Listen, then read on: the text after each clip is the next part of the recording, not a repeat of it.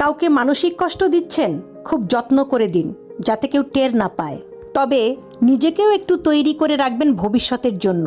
যে কষ্টগুলো কাউকে দিচ্ছেন, দুনিয়াতে তার পুরোটা না হলেও মিনিমাম 1/3 ভোগ তো করেই যেতে হবে আপনাকে।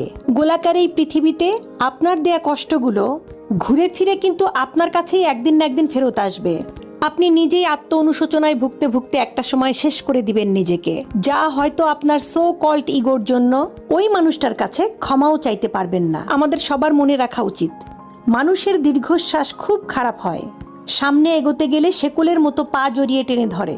ভালো থাকুক আমাদের চারপাশের মানুষগুলো, ভালোবাসার মানুষ, ঘৃণার মানুষ, কাছের মানুষ, দূরের মানুষ, সবাই ভালো থাকুক।